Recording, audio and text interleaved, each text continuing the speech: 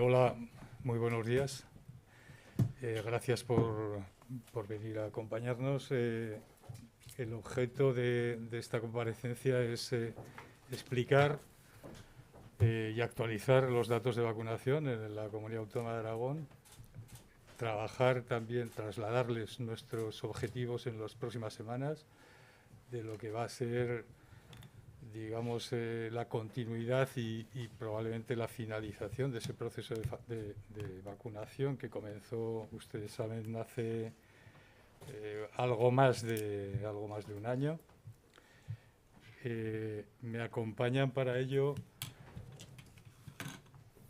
Javier Marzo, que es el responsable de atención primaria de hospitales del Departamento de Sanidad, y Enrique Bernal, que es investigador del IACS, del Grupo de Ciencia de los Datos para Investigación en Políticas Sanitarias. Pretendemos trasladarles la situación en la que nos encontramos, trasladarles también algunas de nuestras preocupaciones respecto al proceso de vacunación y los objetivos que nos planteamos, como digo, para las próximas semanas. Si alguna imagen refleja lo que ha sido el proceso de vacunación, la estrategia de vacunación en el conjunto de la comunidad autónoma, es esta que quería explicarles en muy breve espacio de tiempo, ¿no? Saben que comenzamos a vacunar el día 27 de diciembre de 2020 con muy poquitas dosis. Pasaron muchos meses hasta que pudimos disponer de una cantidad apreciable de dosis para implementar un proceso, un ritmo de vacunación intenso que nos permitiese alcanzar coberturas importantes. Y de hecho, pues si ven ahí, alcanzamos el 10% de la vacunación con pautas completas a inicios del mes de mayo, ¿no?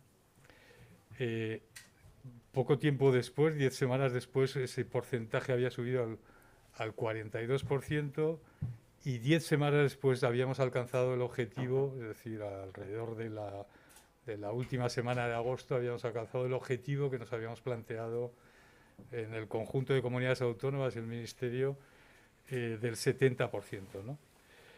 Nos costó mucho más llegar, alcanzar, como pueden entender, subir cuando las coberturas son elevadas, incrementar algunos puntos por encima, ya se complica más la situación.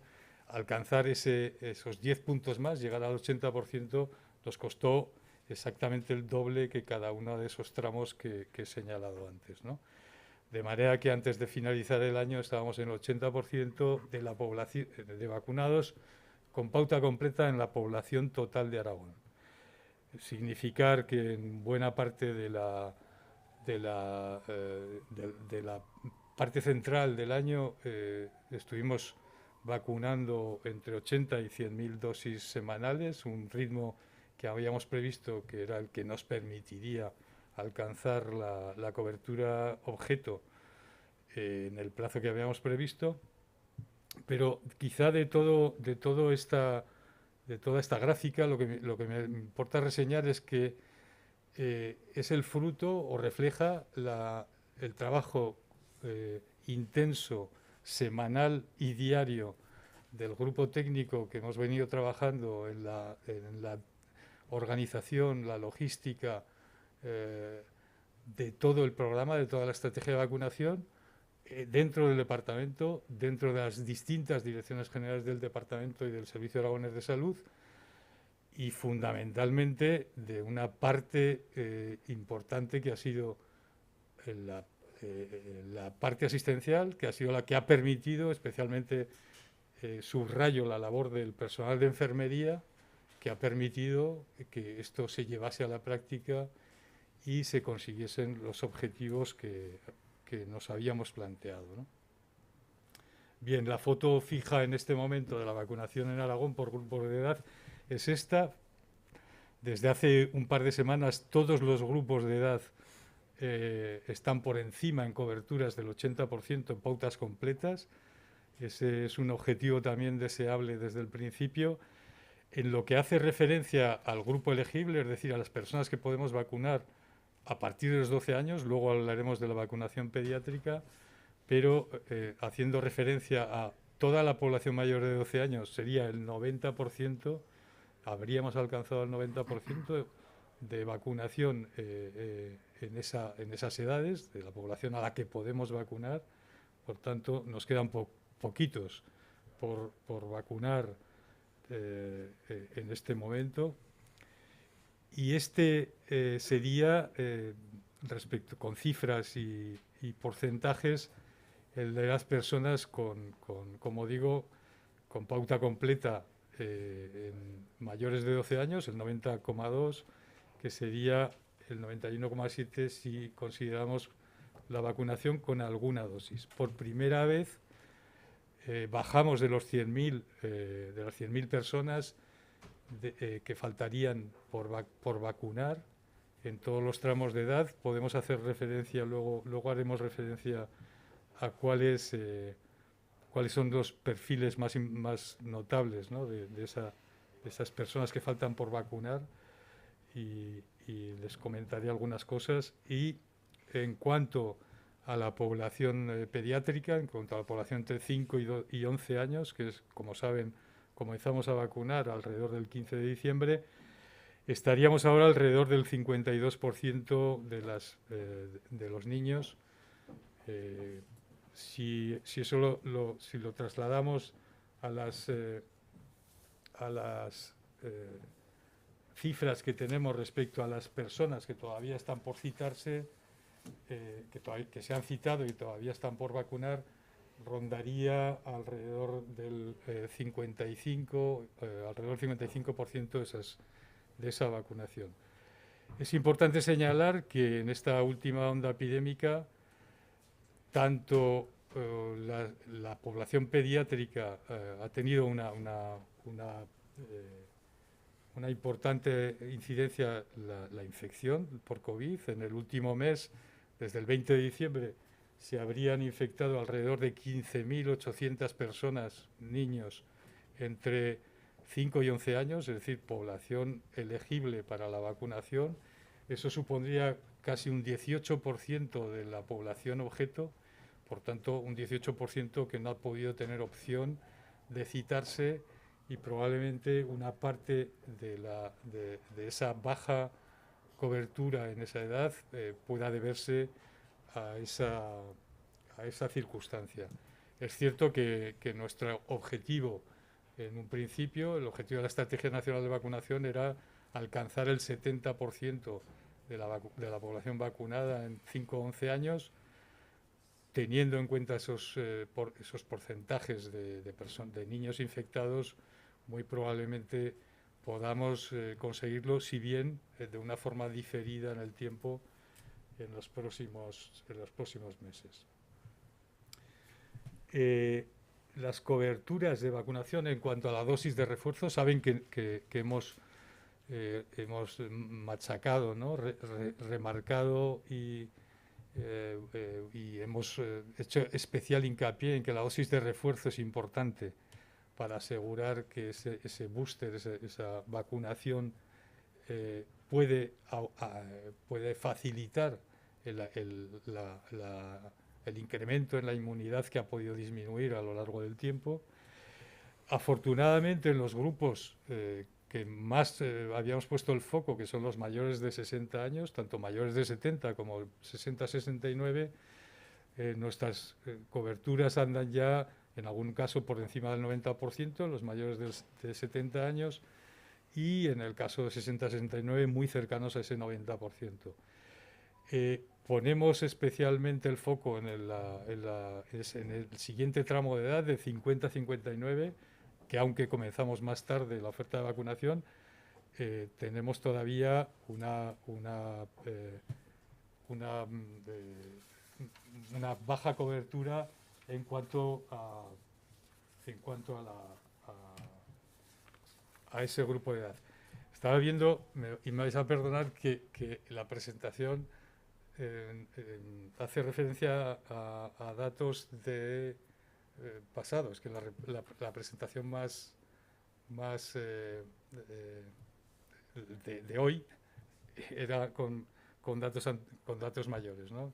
Es decir, que en el caso del 50-59 llegaríamos a los 64% y en el caso de 40-49 estaríamos por encima del 40%. Es una diapositiva esta que no pertenece que no es actual, no está actualizada. Les pasaremos, por favor, la presentación con los datos. De hecho, los números reales de dosis de refuerzo en esos grupos de edad que ahí se establecen son de 581.820, no es la de 553.000 que ahí se pone, ¿no? Habría que sumar algún número más que corresponden a 18 y 19 años.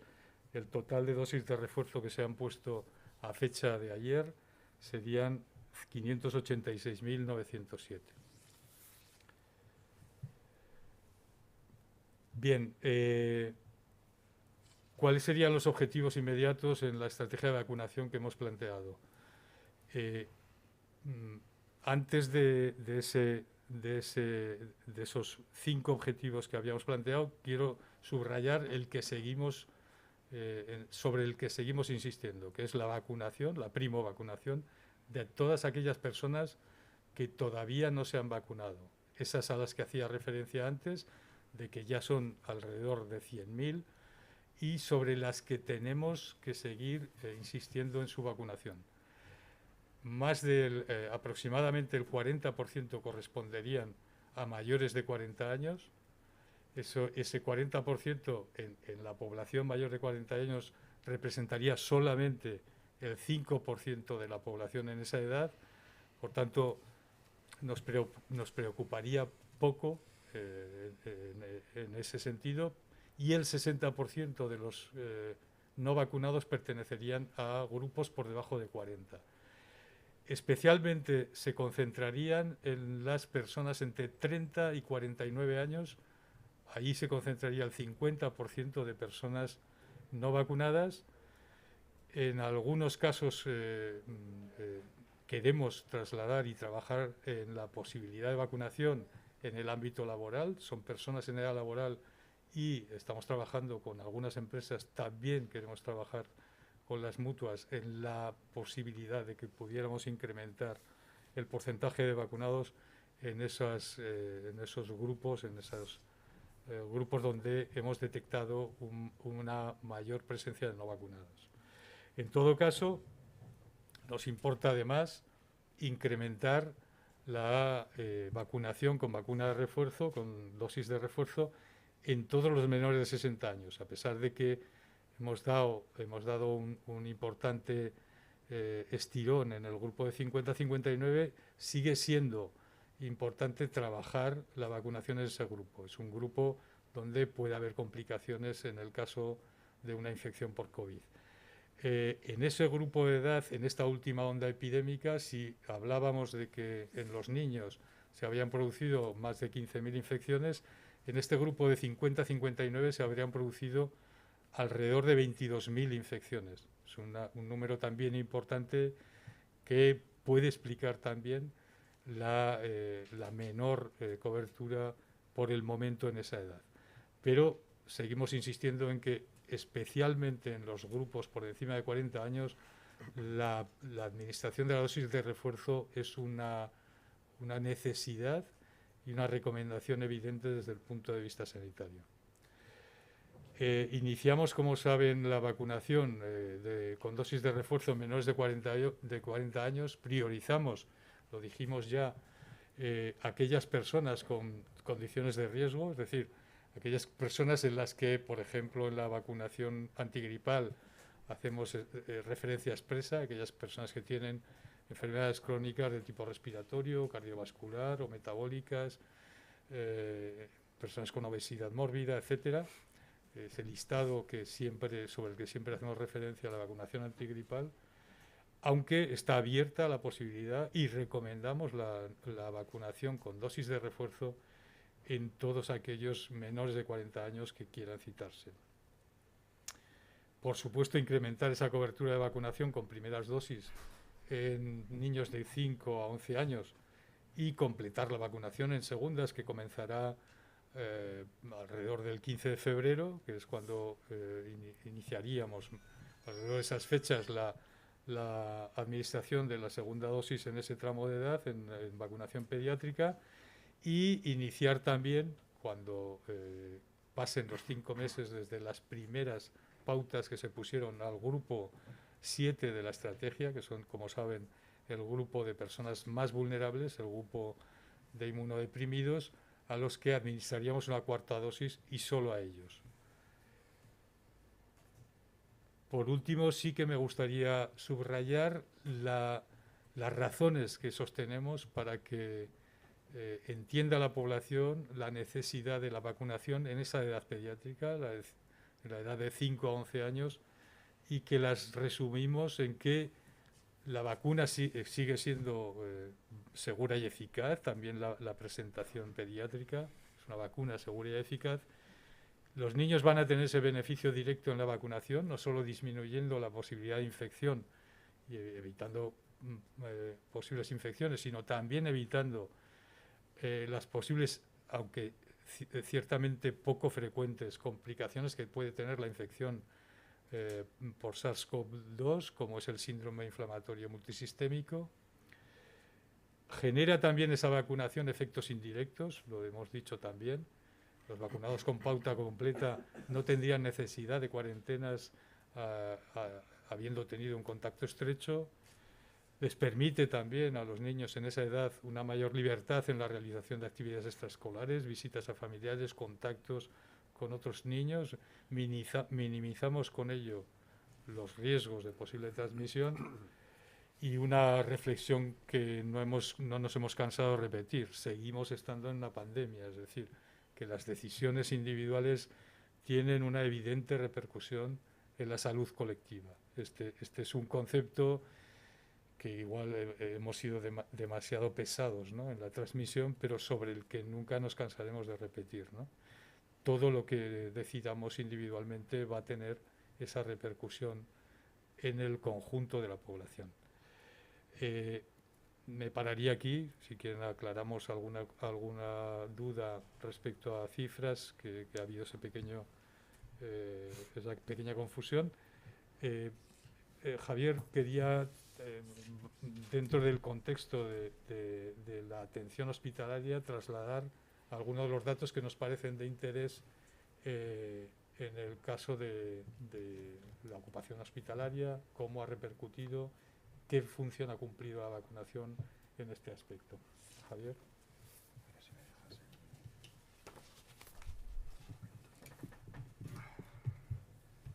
Bueno, pues buenos días a todos y gracias por su asistencia. Muy brevemente, yo solo querría destacar esta diapositiva. Esta diapositiva tendría que ser de obligada memorización para nuestros ciudadanos, porque esto no es un ensayo, esto no es un estudio científico, esto es la realidad de la pandemia en Aragón desde el 24 de febrero de 2020, que creo, ya no me falla la memoria, que fue cuando notificamos, creo que fue el 4 de marzo el primer caso, pero el 24 de febrero hicimos la primera PCR en esta comunidad. Básicamente lo que quiere decir esto, pone en relación el número de casos, que es la parte verde, olvídense de las cifras, solamente la forma, el número de casos, el número de personas hospitalizadas, el número de personas en UCI y el número de fallecidos. Ese es el orden de las tres gráficas que siempre decimos. Como saben, hay un decalaje entre el comienzo de subida de la incidencia, cuándo se traslada eso a la primaria, que suele ser inmediatamente, cuándo se traslada al hospital, unos días después, cuándo a la UCI, cuándo al fallecimiento. Al final, el resumen es que la única variable que explica que con semejante incidencia, les recuerdo que hoy que estamos de bajada tenemos una incidencia del 4,7% a 14 días. El 4,7%, o sea, 4.700 por 100.000. Y estamos de bajada, hemos estado cerca del 6%. Bueno, con esa incidencia, que es la parte final de las tres curvas, si ven la repercusión que tiene sobre la hospitalización, sobre la UCI y sobre los fallecimientos, aunque es pronto, es verdad que la última gráfica negra de los fallecimientos es pronto todavía para estimarla, pero en condiciones sin vacuna esto podría haber sido demoledor. y cuando tengan un poquito de tiempo, si quieren ver las cifras, comparen, ya no digo marzo del 20, porque marzo del 20, el comienzo de la pandemia no es comparable al resto, pero sí, por ejemplo, octubre, noviembre del 20, con lo que está pasando ahora. El único factor que explica esa protección del sistema y de la vida es la vacuna. Igual estoy exagerando mucho, a lo mejor hay alguna otra variable, el tipo de variante, que puede ser menos letal, lo que sea, pero el factor que explica el por qué está ocurriendo esto es la vacuna. Y con ese mensaje casi me callaría, porque creo que es el más importante. No obstante, insistir en otro mensaje, tenemos muchos huecos libres para vacunar. Ayer había en la ciudad de Zaragoza, entre lo que queda de semana y la que viene, o sea, perdón, y las dos que vienen, 51.000 huecos libres. Por tanto, tenemos capacidad, tenemos las manos para hacerlo, tenemos la vacuna, por favor, que se llenen los 50.000 huecos. Tenemos más de 70 agendas en todo el territorio, tenemos puntos que vacunan por la mañana, puntos que vacunan por la tarde, contamos con la inestimable colaboración no solo de las 1.200 enfermeras dedicadas a esto, sino de todo el dispositivo de la Operación Baluarte. Saben que el Ministerio de Defensa, tanto en el Hospital General de la Defensa como en los equipos móviles de vacunación que circulan por el territorio, está colaborando con el departamento. Por favor, hay suficiente vacuna para que esos casi 100.000 aragoneses que todavía quedan sin vacunar y todas las dosis de recuerdo se pongan.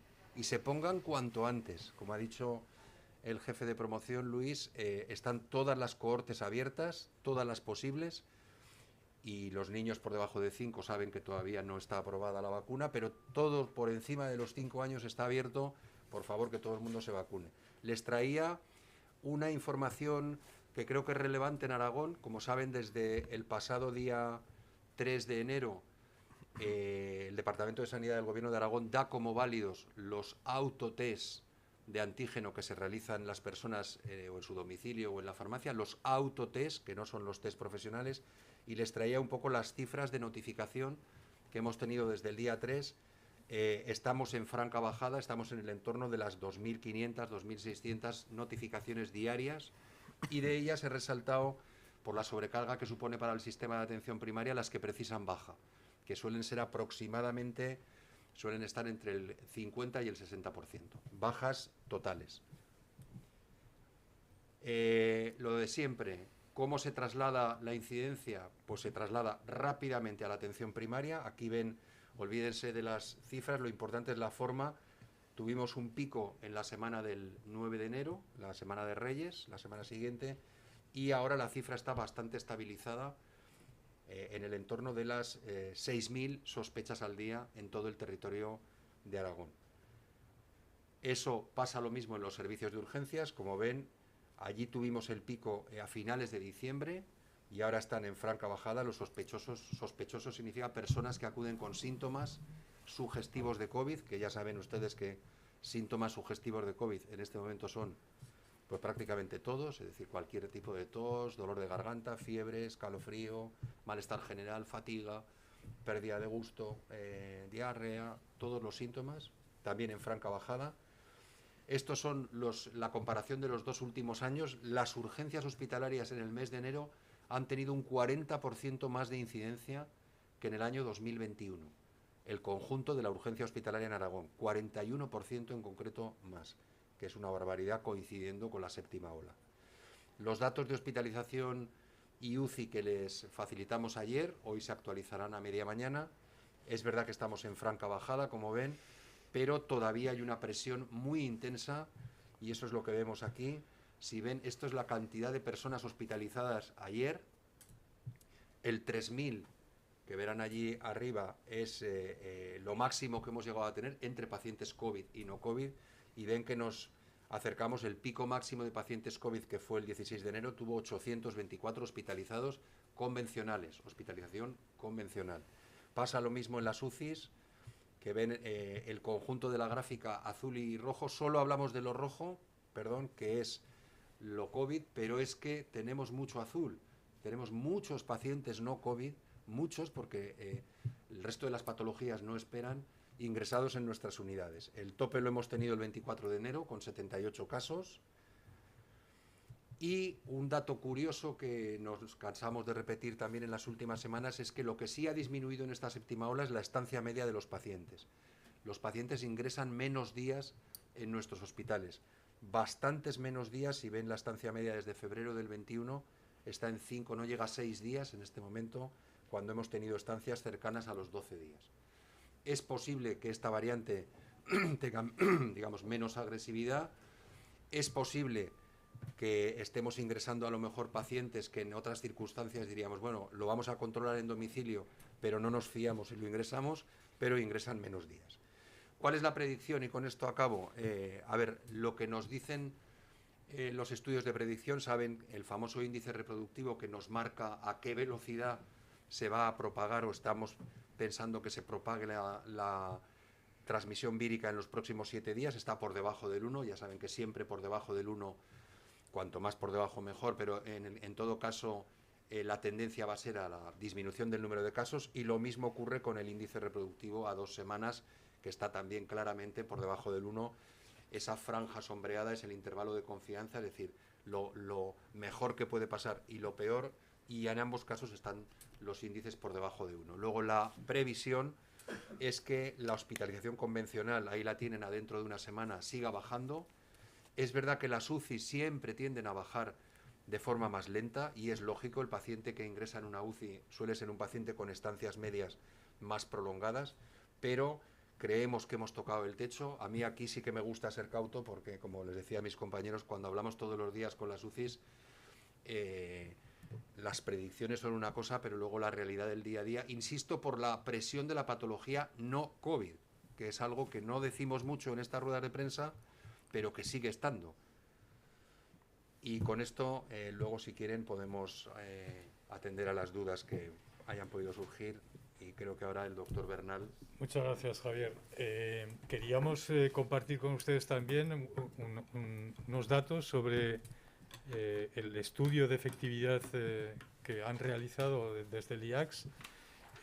Es un estudio de efectividad que yo espero que les sorprenda, porque, referido específicamente a la población aragonesa, no es lo acostumbrado que les transmitimos a veces con respecto a cortes de población o a cortes de casos, mejor, que elabora el Ministerio y que trasladamos respecto a reforzar las bondades de la vacuna, en el sentido de evitación de infección, de evitación de hospitalización, UCI o fallecimientos.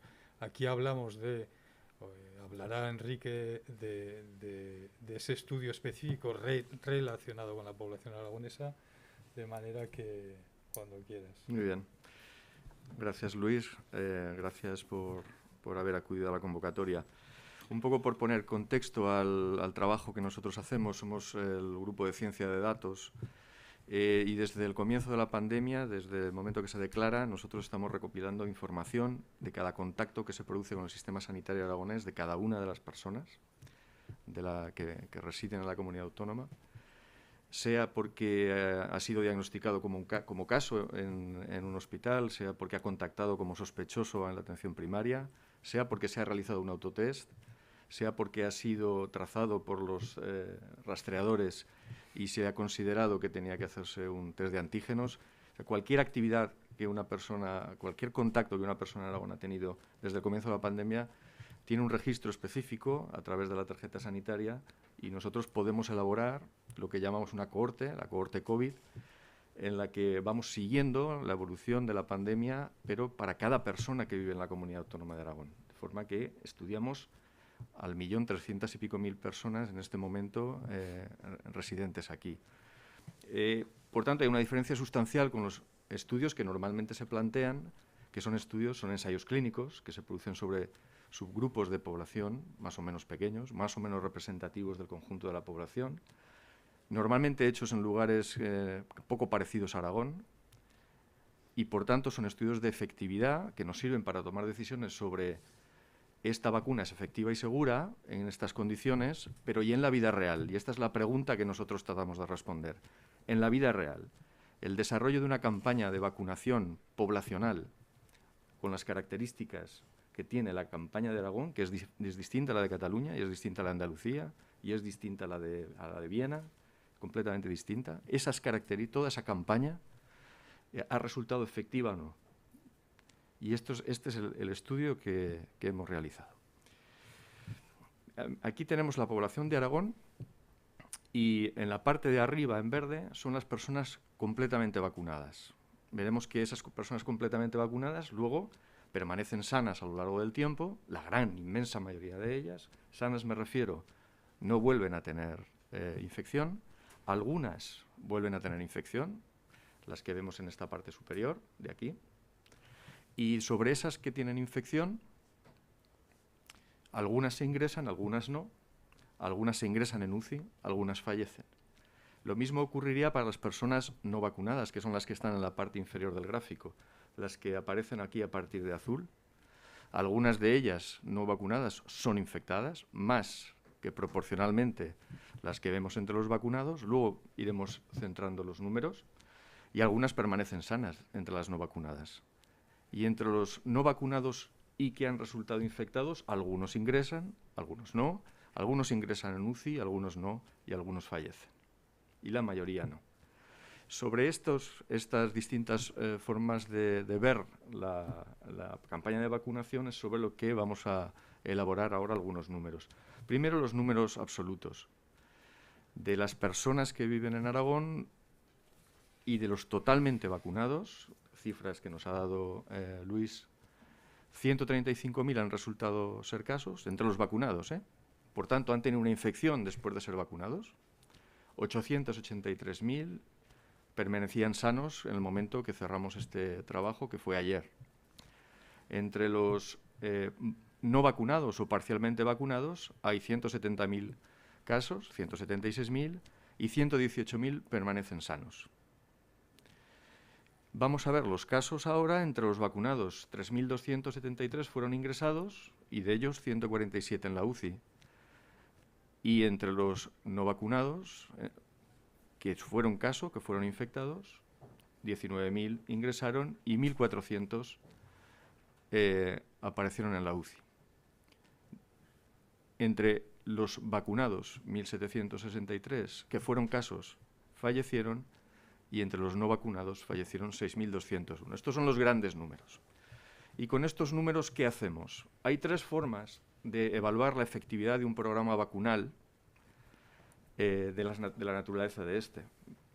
Miren, nos podemos fijar solamente en aquellos vacunados que han resultado infectados y aquellos no vacunados que han resultado infectados, y entonces analizarlos. Podemos interesarnos por solamente aquellos que, siendo vacunados, han resultado casos, se han infectado después de vacunarse, lo que llamamos escape vacunal.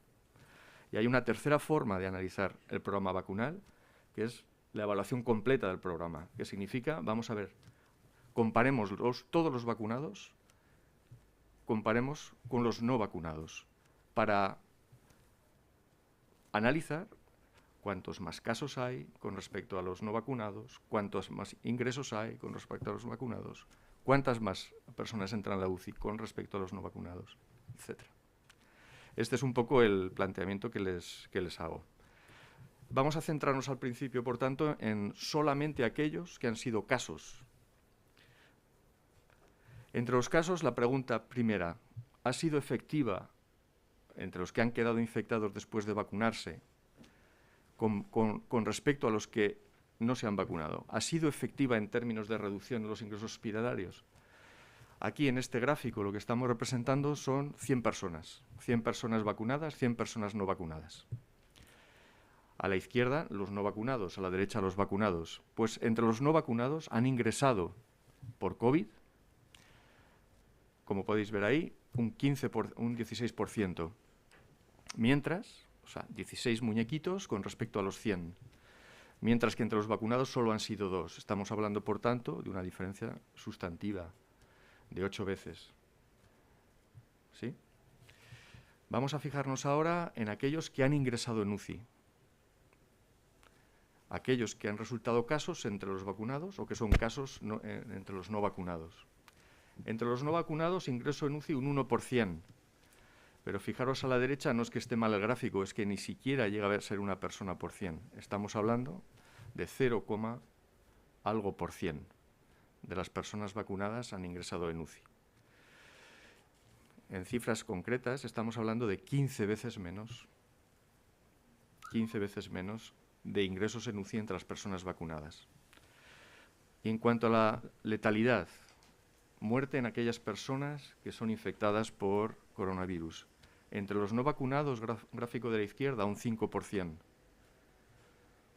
Porque tengáis una referencia, la letalidad esperada es del 1%, que es efectivamente la letalidad de los vacunados. 5 veces más de letalidad entre los no vacunados que entre los vacunados. Bueno, esta es una forma de analizar la efectividad entre los que son casos, sean vacunados o no. Vamos a fijarnos solo ahora en la efectividad de la vacuna para evitar la infección, solamente en los que han sido casos, es decir, lo que llamamos escape vacunal.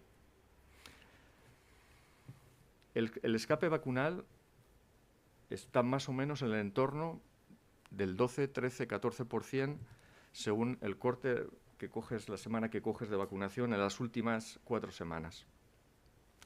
Pero si tú comparas lo que ha pasado con los no vacunados en la práctica es un 60% de infección. Y los vacunados, que sí, que tienen escape, pero tienen solamente un 12,6, un 13%. Cuando estamos hablando de escape, estamos hablando de que si no te vacunas, la probabilidad que te infectes es 5 veces más. ¿Vale? Y si estás infectado, luego vamos al análisis previo que he mostrado y entonces vemos que el riesgo de hospitalización es 9 veces más, que el riesgo de entrar en una UCI es 15 veces más, que el riesgo de fallecer es hasta 6 veces más. ¿De acuerdo? Y luego hay una última forma de analizar. Bueno, y quizá entrar un segundo en este detalle. Cuando analizas por qué se produce el escape vacunal, ¿cuáles son las razones del escape vacunal? A la derecha de la línea roja, lo que observamos es mayor riesgo de escape vacunal. Es decir, que ahora os digo que hemos mirado y qué produce más escape vacunal. A la izquierda de la línea, aquellos factores que producen menos escape vacunal. Es decir, sí existe escape vacunal, un 12, un 13, un 14%. Si no te vacunas, tienes muchísimo más riesgo de infectarte. ¿Cuáles son los factores que producen el escape vacunal? Pues la edad. Tienen más escape vacunal los jóvenes. Y cuanto más jóvenes, más escape vacunal. ¿Es un problema intrínseco de la vacuna? Esta es la pregunta inicial que tenemos que hacernos. No, la vacuna intrínsecamente tiene más o menos la misma efectividad. El comportamiento humano es distinto. Tienes muchos más contactos de riesgo si tienes 15 años, 20 años, 30 años, que si tienes 70 años, 80 años. La combinación de ambos factores facilita, por tanto, el escape vacunal. ¿Es Omicron quizá una variante que pueda escapar más? Los estudios de laboratorio dicen que puede escapar algo más, pero no explica la diferencia de escape que explica la diferencia en edad.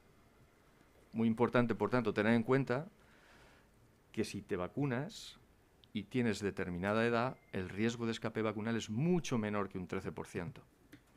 Y si interactúas, y por eso es tan relevante mantener medidas complementarias, como por ejemplo las mascarillas en interiores, o por ejemplo el pasaporte COVID, mantener esas medidas complementarias que afectan a su grupo de población que más se infecta es relevante. El escape será menor. Y luego, ¿qué factores hacen que el escape vacunal sea menor? 2. Las pautas mixtas de vacunación, Pfizer más otra cosa. Esto de las pautas heterólogas, ¿me debo poner Moderna si me han puesto Pfizer? Sí. Cualquier pauta mixta es mejor porque ataca distintos factores relacionados con la infectividad de los virus. Casi todas serán Pfizer más algo. Y Pfizer también ha mostrado ser más protectora al escape. Pfizer y las pautas mixtas de Pfizer. Por tanto, nadie se asuste si le ofrecen Moderna cuando le han ofrecido antes Pfizer. Al contrario, estará más protegido al escape. Y un factor muy importante, el refuerzo, lo comentaba Luis. se incrementa 5 veces la probabilidad de no tener infección después de vacuna si te has puesto un refuerzo. El refuerzo reduce los riesgos de escape vacunal 5 veces. Es muy importante este factor. Y efectividad global del programa, y con esto acabo, hemos estado viendo qué pasa entre los casos entre vacunados, casos no vacunados. Hemos visto qué pasa con el escape vacunal y ahora es la evaluación global del programa.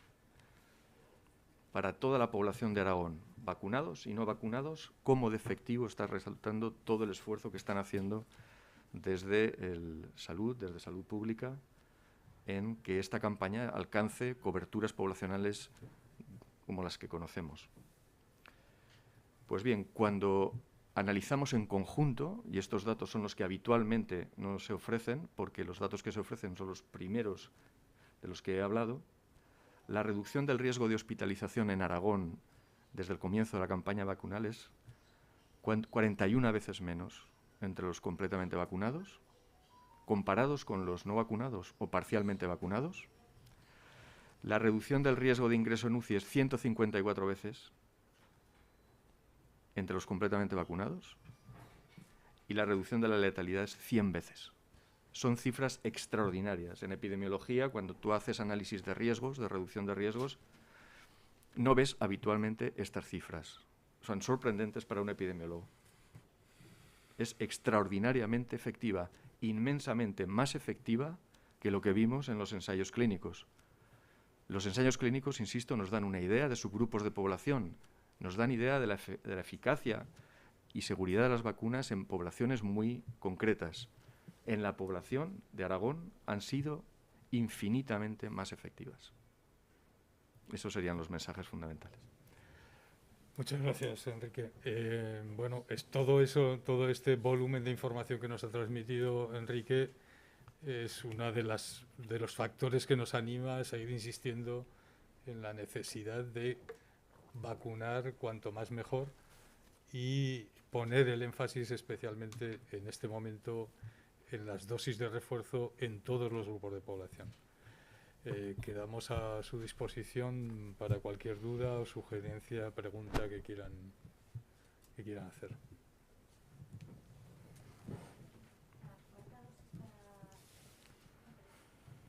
La cuarta dosis para inmunodeprimidos ha comentado que... Espera, perdona, que yo creo que no está... ¿Hola?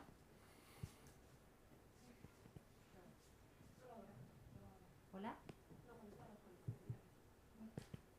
Rojo pone O.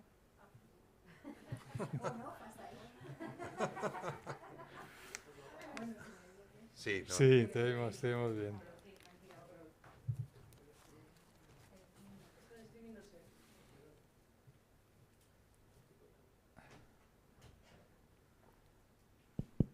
Ahora, sí.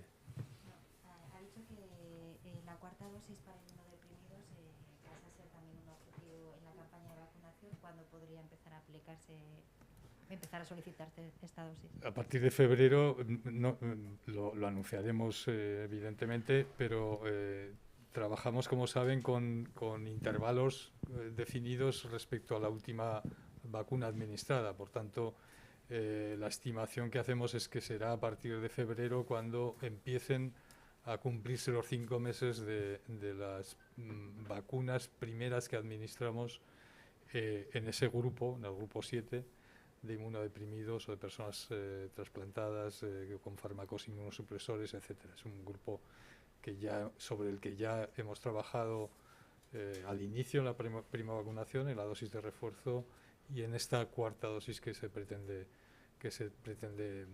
poner. En realidad, la tercera dosis que se puso en este grupo no era exactamente una dosis de refuerzo como tal, formaba parte, y aunque sea un matiz, es importante significarlo, formaba parte de la pauta de vacunación para ese tipo de personas con una inmunodepresión severa, ¿no?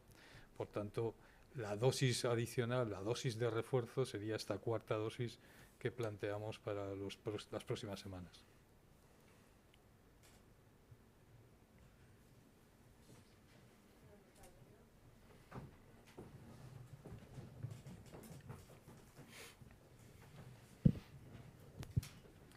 Sí, para Javier Marzo le quería preguntar, nos ha dicho cuál es ese llamamiento, ¿no?, que ha hecho a la vacunación, a los huecos libres que quedan, y nos ha explicado también la situación ahora mismo de la hospitalización, el aumento que ha habido tan grande en urgencias.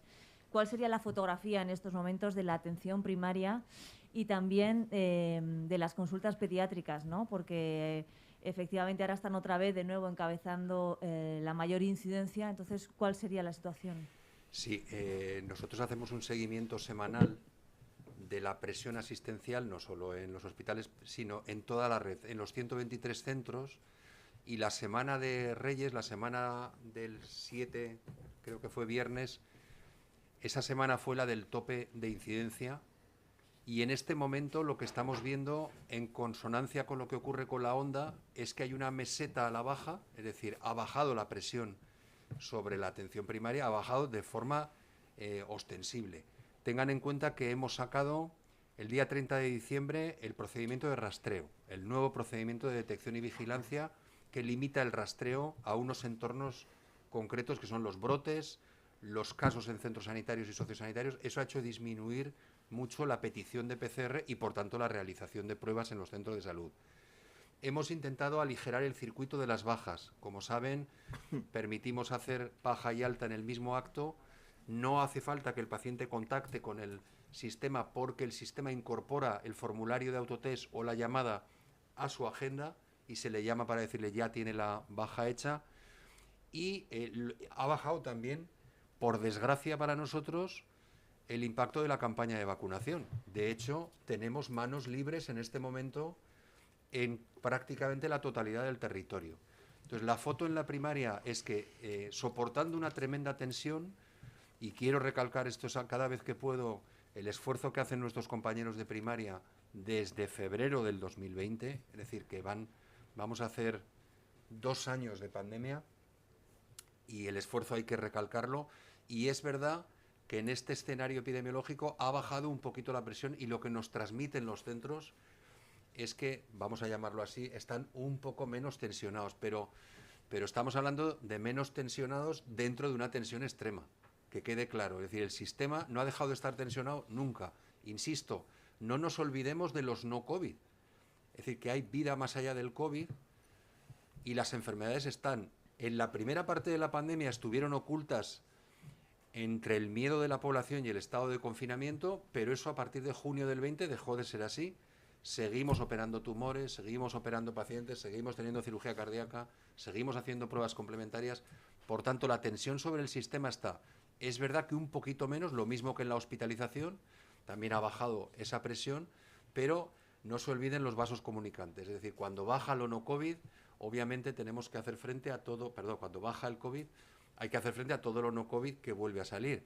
Y han visto la cifra de casi 3.000 hospitalizados, cuando la capacidad del sistema, incluidas las privadas, es de aproximadamente 3.800 camas, pero nosotros hablamos siempre del sistema público, que es el que soporta la tensión. Entonces, el resumen sería un poco menos de tensión dentro del extremo esfuerzo que están haciendo. Sí. Hola, sí, vale.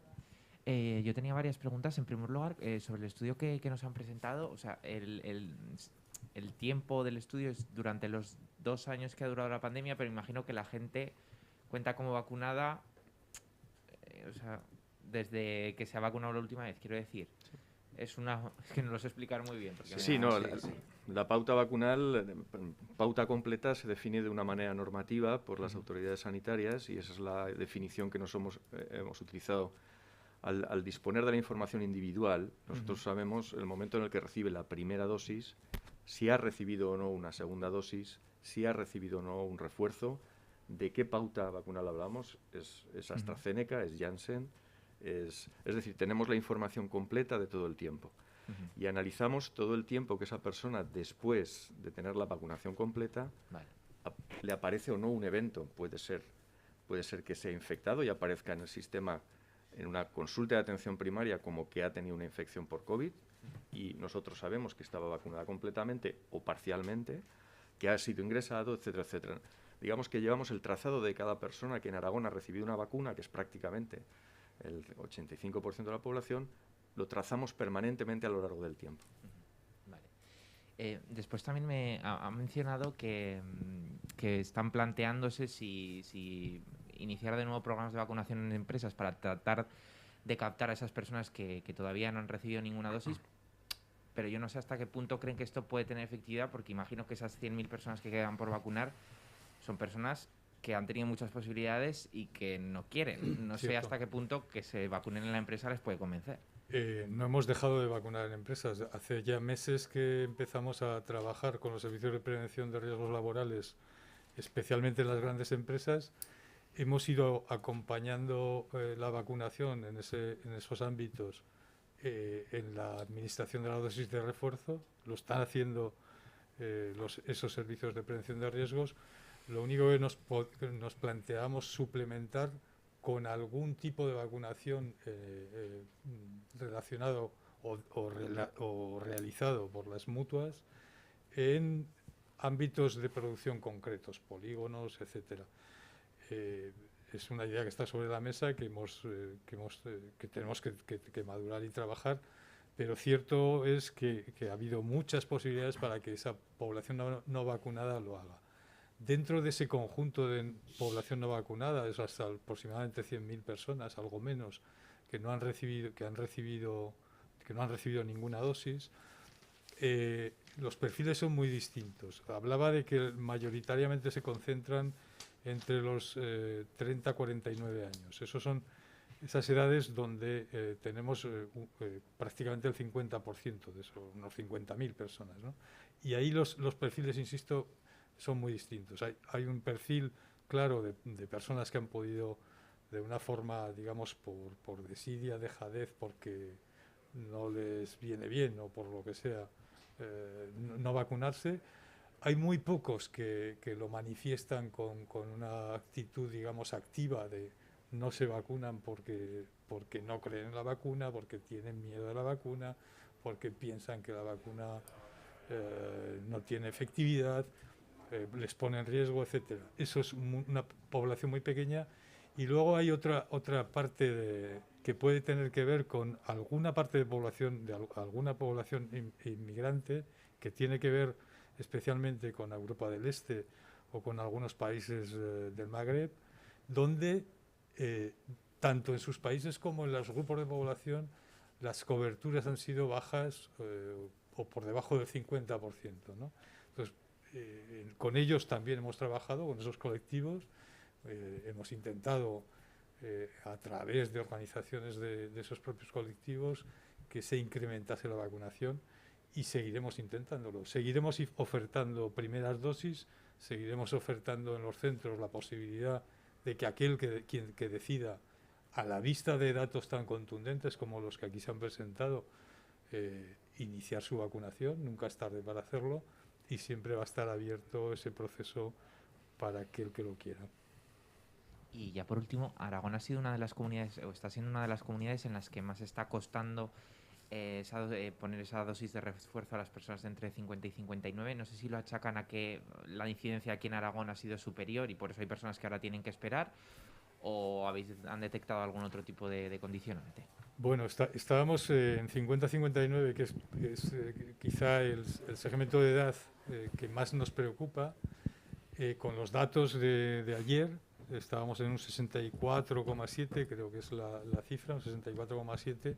Les decía anteriormente que la cifra de personas infectadas en ese segmento de edad había sido de alrededor de 22.000 personas, lo que suponía alrededor de un 12% más o menos de personas que no pueden vacunarse, aunque así lo deseen. Pensamos que todavía en lo que queda de semana, hoy, mañana, vamos a incrementar. Había citas en estos 2 días, que vamos a seguir vacunando en la próxima semana. A pesar de los huecos, hay personas citadas a lo largo de la próxima semana, y pensamos que va a ser en ese grupo donde se va a incrementar, o iremos incrementando el porcentaje de cobertura, ¿no? Es verdad que comenzamos a abrir la posibilidad de vacunación más tarde que en los grupos de más edad, pero nuestro llamamiento, como decía Javier, es oiga, vacúnense, es importante. Por encima de 40 años es muy importante la vacunación con una dosis de refuerzo, y por debajo de 40 años también, con los matices de que priorizamos ahí a una población que puede tener otros factores de riesgo que pueden contribuir a complicar las cosas si se produce una infección. Sí, buenos días. Yo quería saber en qué situación están más o menos ahora las UCIs, tanto por patología COVID como no COVID. ¿Cuántas camas se han tenido que habilitar al final de todas las que se habían planificado? ¿Y cómo repercute esto a la actividad quirúrgica, que creo que desde Navidades ha estado limitada, si ya se ha recuperado, y algún plazo para que recuperen la normalidad? Sí, pues empiezo por el final. Todos los años, como saben, desde el 15-20 de diciembre, la actividad quirúrgica programada, insisto en lo de programada, no la urgente y no la indemorable, es decir, nunca se demora una intervención por un tumor o por un problema de cirugía cardíaca, pero sí la programada suele bajar coincidiendo con las vacaciones, no solamente del personal sanitario, sino también de los propios pacientes que en el periodo de Navidades en muchos casos rechazan la intervención. Eso se ha recuperado a partir del día 15. Es cierto que en dependencia de la presión de las UCIs y de los centros, unos centros han recuperado más que otros. La actividad, digamos, programada quirúrgica en horario de mañana está prácticamente recuperada en todos, quizá en Huesca un poquito menos por la presión que ha tenido, y lo que sí que se ha reducido es la actividad de autoconcierto, la actividad que saben que hacemos con nuestro propio personal, pero en horario de tarde. El problema de las UCIs, insisto ahora, no es solo lo COVID. De la máxima capacidad que tenemos instalada en las UCIs, y lo digo porque hay alguna polémica hoy en la prensa con esto, ¿no? Nosotros tenemos una capacidad máxima real, que obviamente no está instalada en este momento porque no hace falta. En datos de ayer tenemos solamente de la fase 1, que saben que es de las 166 camas ordinarias, la posibilidad de ganar hasta 30, solo hemos tenido que habilitar 4 en Huesca, que ayer se redujeron a 2 por un problema de 6 profesionales de la UCI de Huesca que habían sido afectados por COVID, no por un problema de estructura, sino por un problema de recursos humanos. Hay habilitada una cama más en el Provincial de Zaragoza, hay habilitadas 2 de momento más de las que puede abrir en total en el Servet, son 2 y 4, 6 y una 7. Pero estamos en disposición, y así tienen los gerentes un poco la instrucción, de ganar todas las camas que necesitemos. Es verdad que hemos tenido que derivar varios pacientes en estas 2 semanas a las UCIs de las clínicas privadas, en concreto han sido 7 a día de ayer, pero es una situación de tensión, pero en principio y por la proyección que tiene la previsión de los próximos 7-14 días, creemos que no va a ser necesario habilitar más. En cualquier caso, son camas dotadas, estructurales. El problema que tenemos es el problema de las personas. Como saben, hemos llegado a tener 1.500 profesionales de baja en el Servicio Aragonés de Salud, de los 25.000 aproximadamente que somos, en una semana. Eso no, obviamente los 1.500 no son sanitarios, pero muchos de ellos sí, y eso hace peligrar, como pueden entender, la provisión de los servicios, que obligan a los compañeros pues a doblar turnos, a sobrecargar. Saben que tenemos al coordinador semanal de UCI, es la 3ª semana que está operando la figura de la coordinación autonómica. Se manejan todas las UCIs del territorio como si fuera un servicio único, y efectivamente con mucha tensión, con momentos, como digo yo, de gran emoción, pero otra vez la profesionalidad de los sanitarios, que como todos están hasta arriba. Hemos tenido movilizaciones el otro día en una tarde de un despliegue tremendo para movilizar a una paciente que necesitaba una membrana extracorpórea de un hospital a otro, con un despliegue de medios humanos y técnicos. Bueno, la paciente sigue viva, está estabilizada. Quiero decir que se sigue trabajando con muchísima tensión, pero somos optimistas. En los próximos 7-10 días hemos tenido, si han visto esta semana, un par de días de subida. Ayer hubo una pequeñita bajada, y el problema, insisto, no se fijen solo en lo que hay COVID, sino que el resto de la capacidad es enfermo no COVID, que también precisa de la atención en cuidados intensivos. Sí, una pregunta para cada uno. Quería preguntar cuántos profesionales hay ahora mismo, profesionales sanitarios ahora mismo de baja.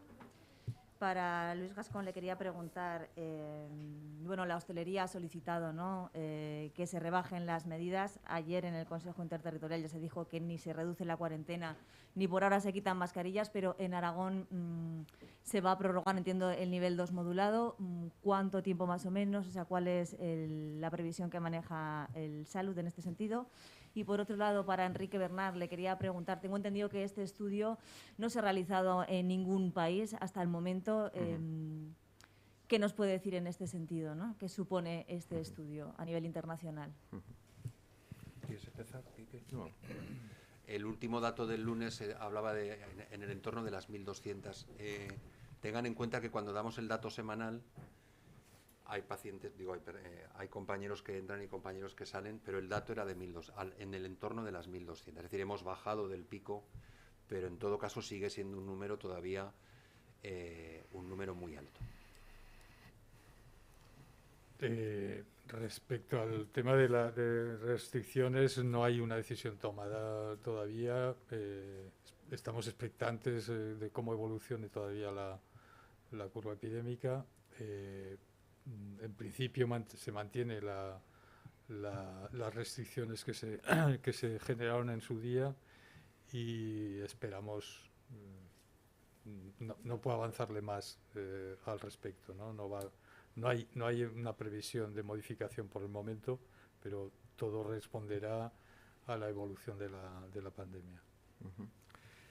Sí, en efecto, no hay precedentes cercanos de un estudio de este tamaño. Toda la población de una región en Europa siendo analizada de forma continuada. Hay estudios parciales. Ya saben que trabajamos como corresponsales para el Observatorio Europeo de la OMS y esto es una cuestión que debatimos con frecuencia en este foro, que finalmente digamos, nos envidian por un hecho que pasa inadvertido permanentemente, pero es que España es un país extraordinariamente rico en información sanitaria. Ha habido una inversión muy fuerte en los últimos 20 años para que se digitalice en realidad toda la interacción de las personas con el sistema sanitario. Y en Aragón en particular tenemos un centro de referencia internacional, que es el Instituto Aragonés de Ciencias de la Salud, precisamente en el ámbito de la reutilización de los datos sanitarios para ayudar a la toma de decisiones en política sanitaria, en gestión sanitaria. Y bueno, se combinan estos factores y realmente lo que permiten es que con el esfuerzo en este caso de mi grupo, de los 8 científicos de datos que trabajamos en nuestro grupo, pues podamos, ante una petición específica de interés para la comunidad autónoma, que es, por ejemplo, saber cuál es la efectividad de la vacuna en la vida real, si el programa, todo el despliegue que están haciendo tiene sentido o no, o hay que cambiar, pues nosotros podemos, con un esfuerzo relativamente contenido, pues desarrollar un estudio muy, muy profundo. El problema es que otros países no tienen ni el sistema, ni la arquitectura del sistema, ni la riqueza en datos digitales, ni instituciones punteras que permiten hacer este tipo de trabajos de la manera que lo hacemos nosotros. Y bueno, creo que debemos estar orgullosos de ello. Yo como científico de datos me beneficio de esta situación también. O sea, yo mismo estoy orgulloso de que tenemos y en particular Aragón, una estructura extraordinariamente puntera para el desarrollo de estudios de esta naturaleza. Decía al final, ¿no?, que justo el último mensaje ha sido que les sorprendía, ¿no?, que como epidemiólogo les sorprendía la efectividad de la vacuna. ¿Se nos puede decir algo más? Bueno, es que hay dos cosas que sorprenden a lo largo de la pandemia a cualquier epidemiólogo, ya un científico de mi área más, y es el compromiso de la población con la vacunación, porque estamos hablando de que queremos que se vacunen el resto, pero tampoco tiene precedente, y en España, Portugal, Italia, son entre los países grandes, España e Italia, la población se ha comprometido extraordinariamente con la vacunación. Y esta es la primera impresión. La segunda claro, y eso de alguna forma modifica las expectativas de efectividad de la vacuna cuando estás haciendo ensayos clínicos, porque aquí tienes a prácticamente toda la población que debería ser vacunada. Y en ese sentido, bueno, esa sorpresa se incrementa cuando tú ya vas al dato específico y observas que efectivamente la efectividad es mayor. Claro, tu expectativa es la de los ensayos clínicos, tu conocimiento, el conocimiento del que partes para entender cómo de efectiva es la vacuna es, bueno, el 95% que decíamos de Pfizer, el 92% de Moderna, el 80 y algo, y distintas si eran para hospitalizaciones, para enfermedad severa, para UCI, etcétera. Esta es tu medida inicial, cuando tú empiezas a hacer un estudio. Cuando cuando estás haciendo el estudio empiezas a sacar los datos y ves el impacto real que está teniendo, y porque la población se ha vacunado en masa, pues es mucho, mucho mejor. Claro, luego tenemos que los dispositivos lo facilitan, es decir, cuando nos comparamos con otros países a veces decimos que los españoles, la cultura, no, es que los dispositivos asistenciales en España, y en particular en Aragón, facilitan el acceso a la vacuna, además de que todas las personas tenemos acceso a cualquier servicio en nuestro sistema de salud, cosa que no pasa en el resto de nuestros vecinos, ¿no?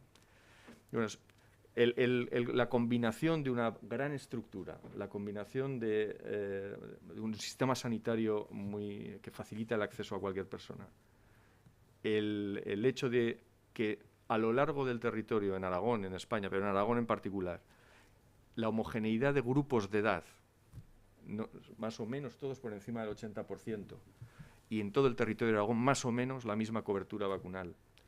Todos estos factores hacen que la efectividad de la vacuna en el ensayo clínico haya sido superada. Y esto es lo que hemos observado para el conjunto. No hemos cogido una muestra pequeña, ¿eh? Estamos hablando de más de 1 millón de personas seguidas continuamente. Yo, por ahondar, déjenme que diga, aparte de felicitar al grupo de Quique, que para mí es un estudio espectacular. Espectacular desde el punto de vista científico, porque es un estudio de vida real. El ensayo de Pfizer tenía 36.000 pacientes. Cualquier ensayo clínico que lleva a la comercialización de un fármaco, de la hipertensión, de la diabetes, tiene 3.000, 4.000, 5.000 pacientes.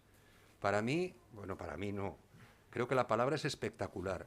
Y sobre todo es un argumento para aquellas personas que por cualquier motivo tienen reticencias a la vacunación. Es un argumento no científico, es un argumento descriptivo. Como digo yo, no hay que ir a estudiar a Salamanca para comprender estos datos. Esto es lo que está pasando, lo que ha pasado en Aragón desde hace un poquito más de un año, y ese es el argumento para las personas que todavía tienen cierta resistencia por lo que sea, por creencia religiosa, por espiritual, por lo que sea. Creo que no hay, y si no, que nos den esas personas otro argumento que contrarreste que es lo que decimos, ¿no? La ciencia funciona así. Usted no está de acuerdo con esta hipótesis, muy bien, demuestre la contraria. Yo creo que es absolutamente demoledor en el sentido positivo, un estudio de este tipo. Y sí que nos gustaría transmitir que si nos hacía falta alguna razón más, que yo creo que no, pero si nos hacía falta para ese reducido grupo, insisto en lo que dice Quique, reducido grupo que todavía está sin vacunar, creo que en la historia de la epidemiología y de la vacunación, Luis, nunca se ha llegado a estas coberturas. Bueno, sí, con el sarampión, con la triple vírica, ¿no?, que estamos en el 97-98, pero salvo en los niños, jamás. Los que vivimos la vacunación del cólera del 74 o el 71, creo que no pasó de 50 y tantos %. Entonces, insisto en el mensaje de que para mí es un estudio espectacular, de verdad lo digo, ¿eh? Y creo que si hay personas con resistencia, porque tienen, ahora leía el informe de farmacovigilancia, 80 millones de dosis puestas en España, 80 millones, más de 80 millones de dosis, y estudios de seguridad que saben la polémica primero con AstraZeneca, etcétera. Es que no hay polémica, simplemente leyendo los datos, no hace falta interpretar nada, leyendo los datos. Gracias. Muy bien. Pues si no hay nada más, solo resaltar dos de las características que ha tenido el proceso de vacunación en Aragón, que han sido la autocita y la cercanía a través de los centros de salud. La vacunación en los centros de salud, demostrando, apenas hemos utilizado esos espacios masivos de vacunación que han utilizado otras comunidades autónomas, hemos sido capaces de hacerlo con ese modelo a lo largo de algo más de un año, y solo me queda por enviar una vez más ese reconocimiento al sistema público de salud, que es el que ha soportado fundamentalmente todo el proceso, y es muy especialmente al colectivo de enfermería. Gracias.